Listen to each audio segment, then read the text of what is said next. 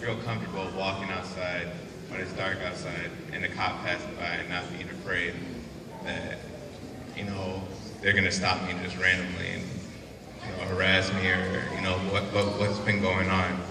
Because I mean, I can tell you myself, you know, when I walk outside at night just to go for a walk, and I see a cop pass by, I'm not gonna lie, I kind of get a little scared by it.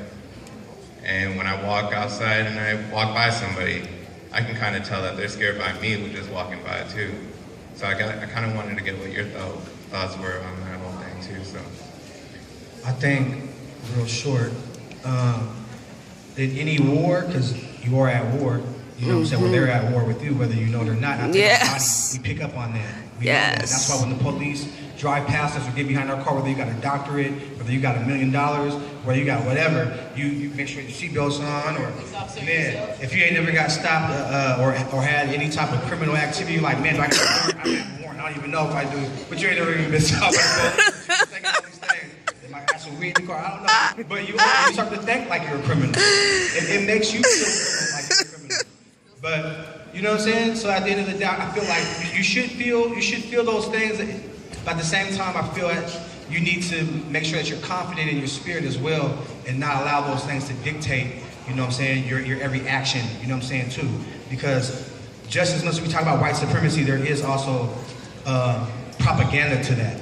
You know what I'm saying? There's a lot of propaganda to that, but that's for a whole different time, I guess.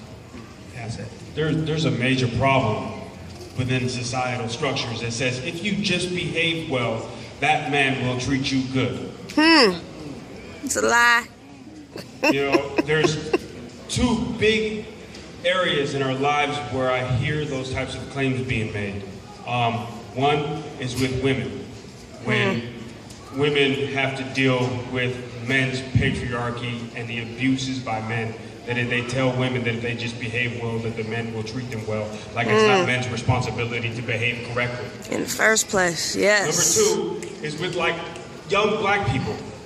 About a week and a half ago, I heard a 9-year-old tell a 7-year-old, don't go across the street to the park at the school that's right across the street from us with that toy gun because the cops will kill you. There's a problem that a 9-year-old knows that. Thank God that he does in the society that we live in.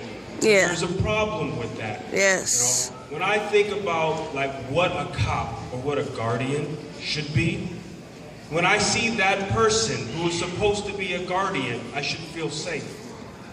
However, the truth is that I had a friend who was being trained to be a police officer because he believed that he could change the system from within. And his training officer, and I quote, said, we should use the Patriot Act to kill 2 million blacks and Latinos because that's what it justifies. And then he turns to my young black friend and says, how do you think about that?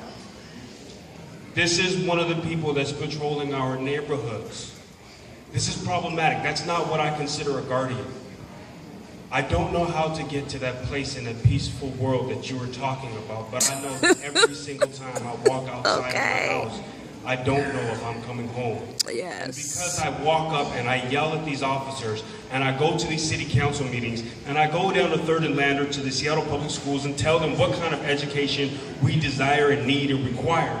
Because we do those kinds of things, it makes us targets. I don't know how you still walk the streets alive. Well, I'll tell you how. What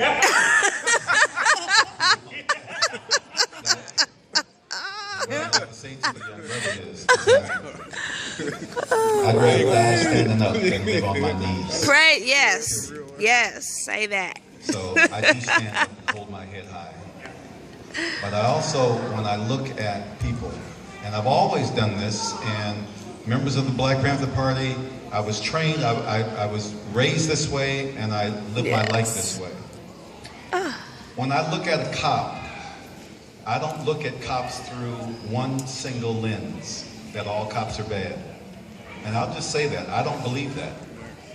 You know, in my work, and I've worked with 2 police departments now. One of them was the city of Kent, the other was the city of Bremerton.